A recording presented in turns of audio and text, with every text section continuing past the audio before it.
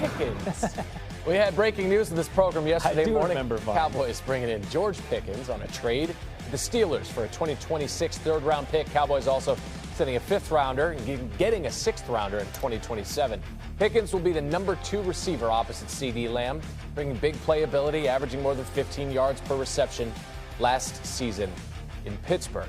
The updated playoff odds for both teams, the impact was noticeable. Pickens trade on ESPN Bet, creating slight movement in the market for both teams. Cowboys plus 200 odds to make the playoffs, still ranked third in the NFC East behind the Eagles and the Commanders.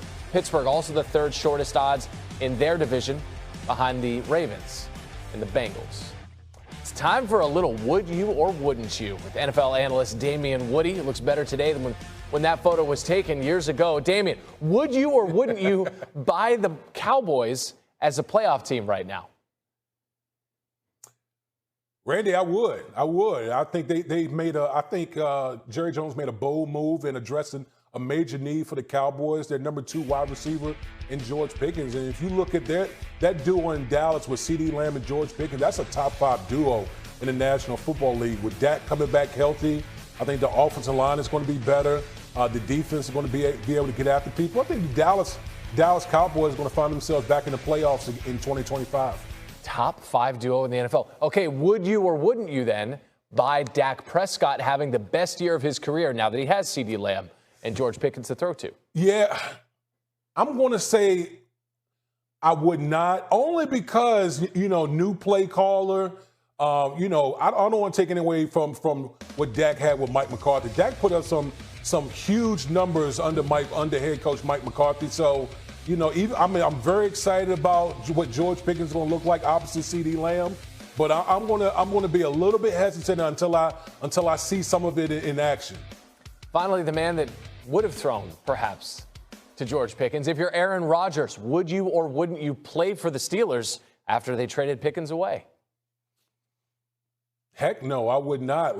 You're already, this offense was already kind of questionable, but now you take away George Pickens off of that offense. We have major question marks about the Pittsburgh Steelers. So if I'm Aaron Rodgers, I'm 42, I'm at the end of my career. I don't view the Pittsburgh Steelers as a viable team to come out of the AFC, so I would not. DK Metcalf, though. DK Metcalf is still a number 1 in the wide receiver department. That's Damien Woody. Thank you, sir. Appreciate you, D-Dub. Thank you. ESPN NFL analyst joins us here on Unsportsmanlike, presented by Progressive Insurance. Damien, more memorable, the trade yesterday for George Pickens or your appearance at CC's charity event for the United Way of New York City a couple of nights ago?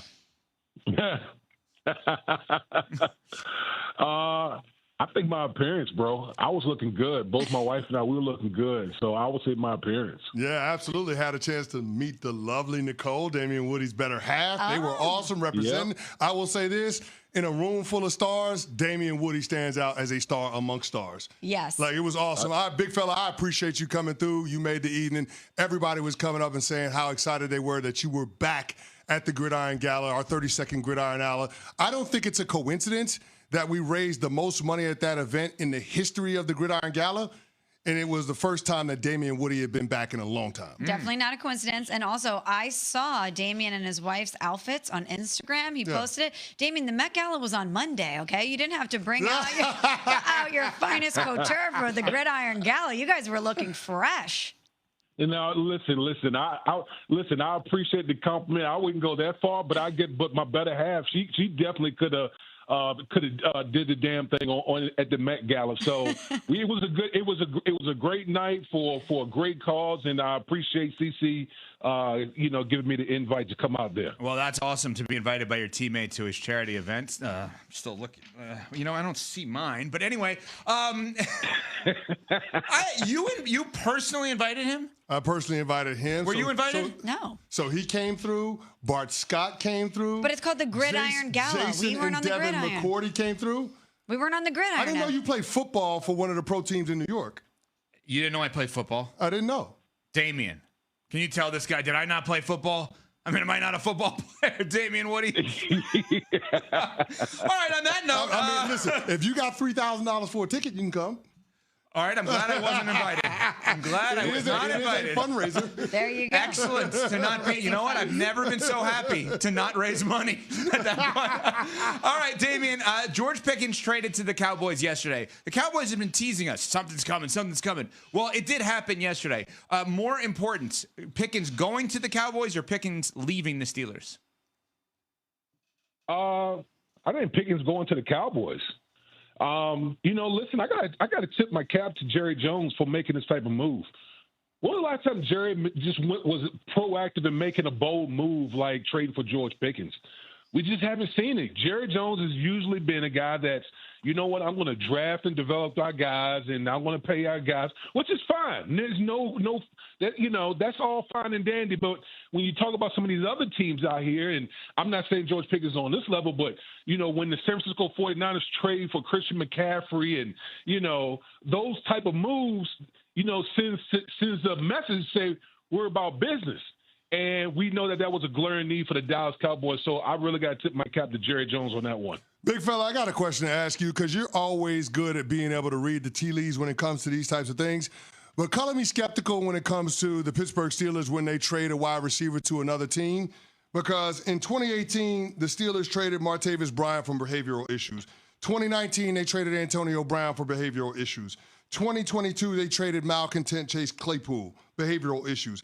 Deontay Johnson, malcontent, contractual issues in 2024. This year, they traded George Pickens. It never really works out for the team that trades for these wide receivers from the Pittsburgh Steelers. So why will this instance be any different than the others that we've seen over the last decade?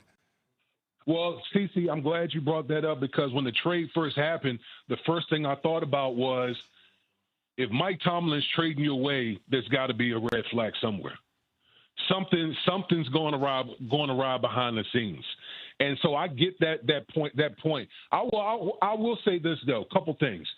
Number one, he's in a contract year, so if you're going to try to get someone on their best behavior, you're going to get their best in a contract year. There's no question about that.